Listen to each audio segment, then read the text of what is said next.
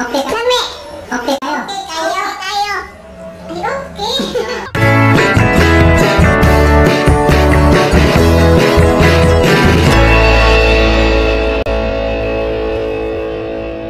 Hello mga idol, magandang umaga sa ating lahat. Ngayon na araw mga idol, magluluto tayo ng baksan, sawa dito sa baksan sa Cebuano. Kasi kagabi, nakahuli kami dito sa farm ng kapatid ko ng sawa. Ito, sobrang laki, mga 15 kilos. Mga dalawang lipa yung nakuha kagabi.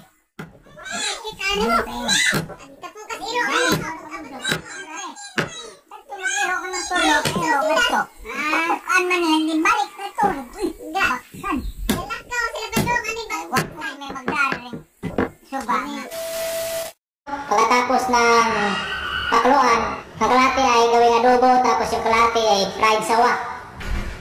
Lulutuin ito mamaya ng aking asawa. Ito na ngayon mga kapitel, guys,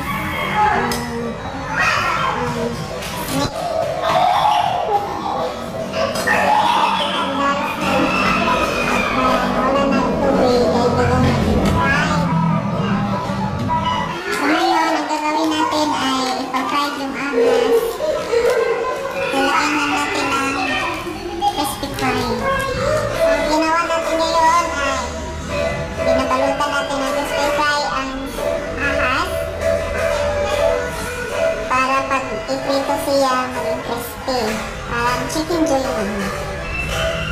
Ito na yung gagawin natin, guys. Isayin mo lang. Balot mo yung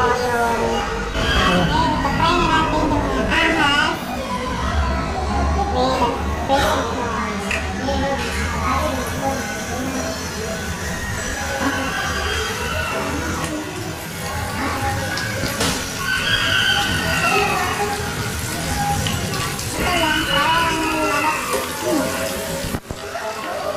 Hindi mo na mahalata na ahas pala ito. Parang siyang chicken na-fry.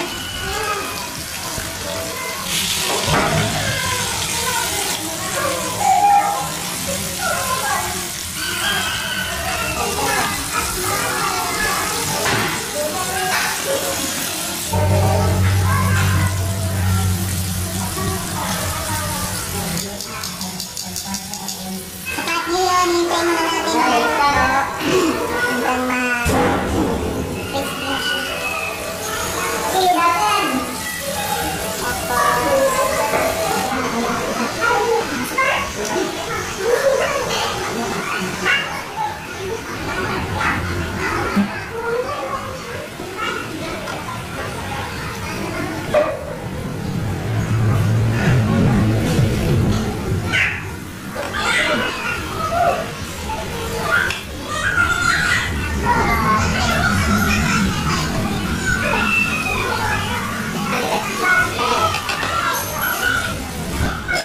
Subukan natin yung luto na fried sawa.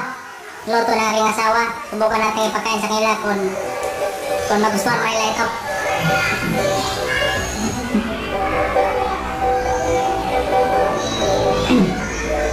Ay, kabila.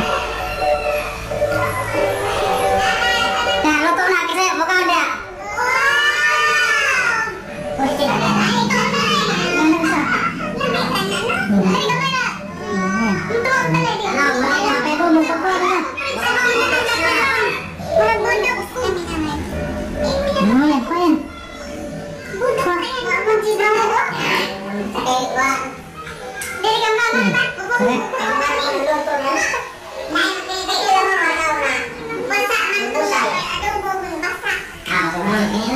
Lamis. Masarap.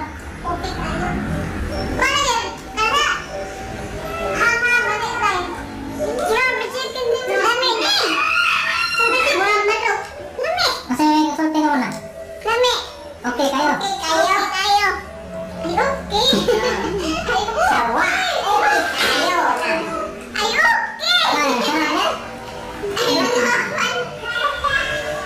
So ngayon, punta tayo sa labas kasi may bisita tayo galing sa ibang planeta. Si Boy Kigwa. Oh, kain. Ano masasabi mo? Oh, kain. Lami kayo. Lami kayo.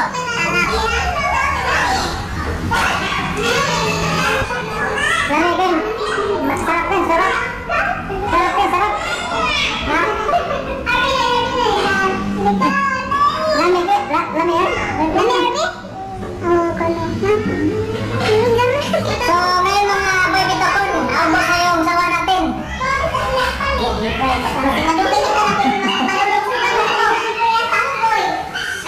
Yung kalahati, ginawang fried. Tapos yung kalahati naman, matapos ito mag-fried, mag-adobo naman. So ngayon mga boy bitokon, ito na yung natira natin. Dalawa na lang yung natira. Kasi naubos nila yung sawa. Kasi first time lang kumain ng sawa dito sa mga kangyaw ko, mga kabugtuan ko dito. So ngayon, subukan natin.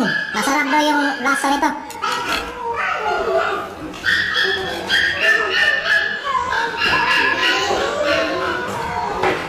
Ang lasa niya, parang karne. Parang baka.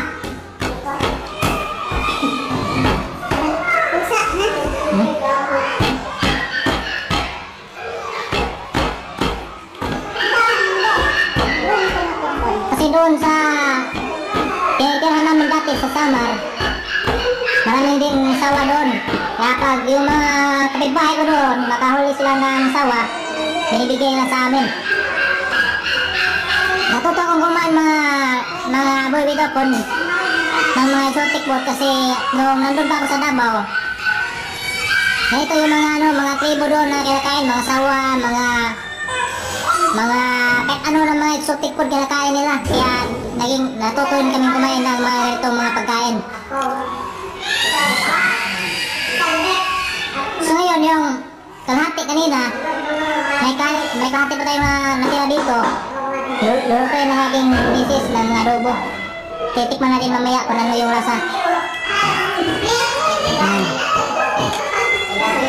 Masarap yung lasa. Kasi ginawang crispy fry yung laman, yung karne ng sawa.